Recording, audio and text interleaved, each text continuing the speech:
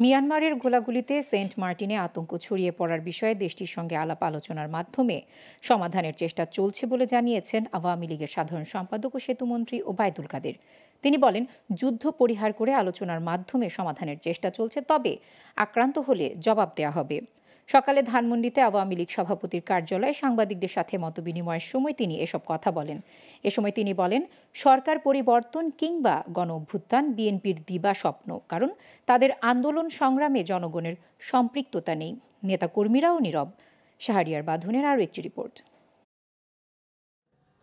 শনিবার সকালে ধানমন্ডিতে আওয়ামী লীগ সভাপতির কার্যালয়ে সাংবাদিকদের সাথে মতবিনিময় করেন দলটির সাধারণ সম্পাদক ওবায়দুল কাদের। তিনি বলেন, পশুবাহী গাড়ি ও পশুর হাটের কারণে সড়কে কিছুটা চাপ রয়েছে, যানজটও আছে। এই পরিস্থিতি নিয়ন্ত্রণে মাঠে তৎপর রয়েছে আইনশৃঙ্খলা বাহিনী। এই যে পশুবাহী ধীরগতির গাড়িগুলো চলে রাস্তায় ব্যাপক হারে, এবং সঙ্গে সঙ্গে সড়কের আশেপাশে পশুর হাট পড়ছে, এটা একটা সমস্যা। যানবাহনের ভিড়টা গতবারের চেয়ে এবার অনেক বেশি।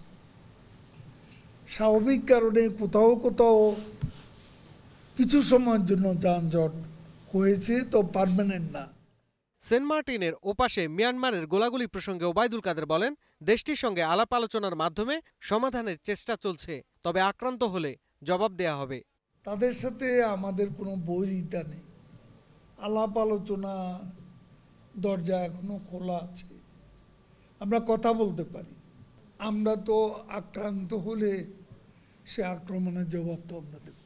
গণ-অভ্যুত্থান বিএনপির দিবাস্বপ্ন মন্তব্য করে আওয়ামী লীগ সাধারণ সম্পাদক বলেন, তাদের আন্দোলন সংগ্রামে জনগণের সম্পৃক্ততা নেই, নিজেদের নেতাকর্মীদেরও এসবে আগ্রহ নেই। গণ-অভ্যুত্থান তারা তো বলা উচিত কয়েকদিনের মধ্যে সরকারের পতন ঘটবে। তাদের পার্টির নেতাকর্মীরাই এখন আন্দোলনের মানসিকতায় নেই। জনগণ যে আন্দোলনে সম্পৃক্ত থাকবে না, সেটা কোনোদিনও গণ-অভ্যুত্থান হতে পারে না।